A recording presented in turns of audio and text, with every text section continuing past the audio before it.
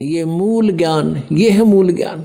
और फिर परमात्मा ने एक वाणी और कही है कि 33 अरब ज्ञान हम व्याख्या और मूल ज्ञान गुप्त ही रख्या।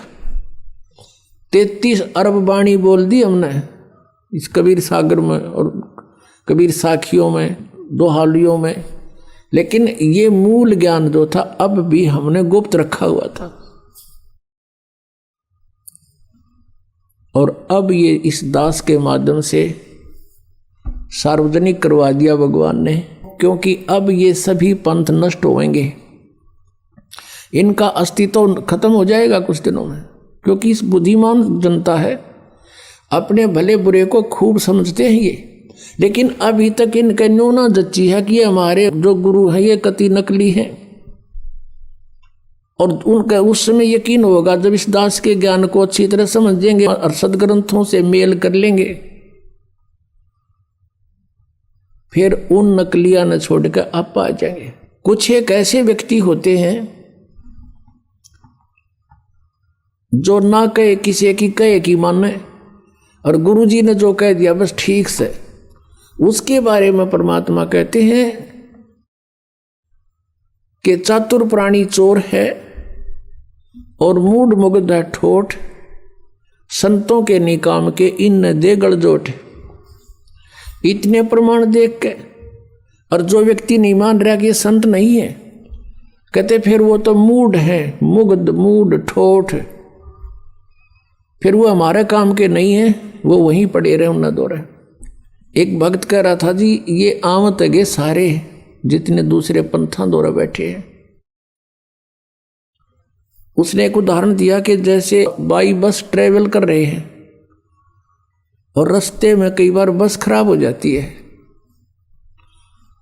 तो कुछ तो बुद्धिमान से जब आइडिया ला लें कि यह खराब होगी, झटकम पटकम होने लाग रही है, जब रुक जा और साथ में दूसरी बस आ जाती है तुरंत उतर कर चढ़ जाते हैं, वह ना देखते कदे किराया दोबारा देना पड़े।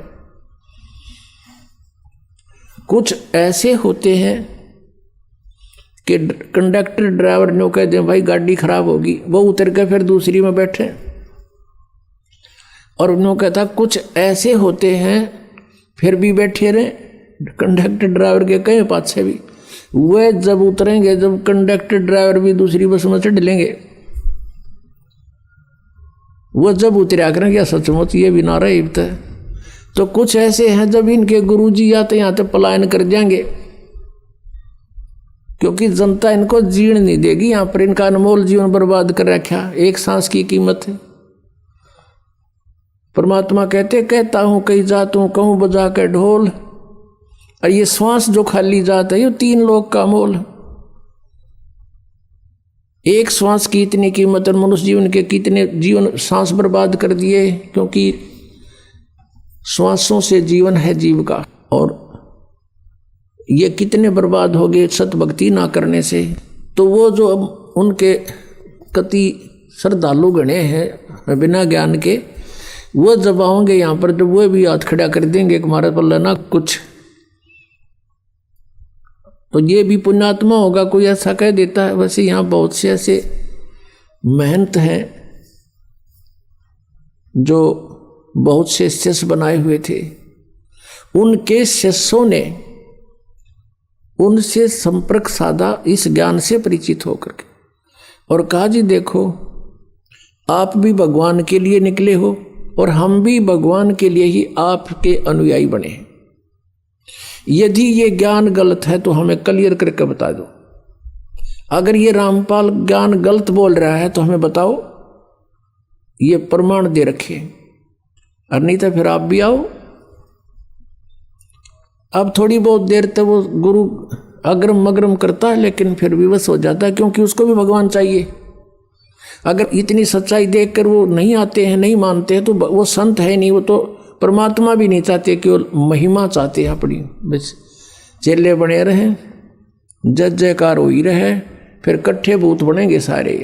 आदरणीय गरीबदास साहिब जी को जो परमात्मा ने उनको ये तत्व ज्ञान दे दिया था, क्या बताते हैं कि साहिब के दरबार में गायक कोट अनंत और 4 चीज मांगे हैं, रिद्धि सिद्धि मान महंत। उस परमेश्वर के साहिब के दरबार में ऐसा कोई एक इन चारों ने छोड़ के और चाहे पुरुष अलेख।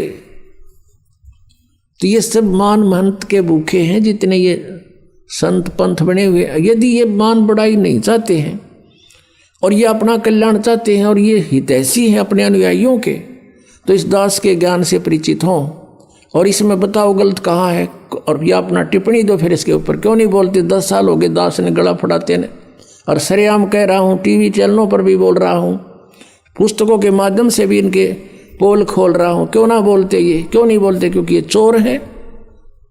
परमात्मा कहते हैं बेखों के लश्कर फिरें ये बाणी चोर कठोर, और सतगुरु धाम ना पहुंचेंगे ये 84 के ढोर।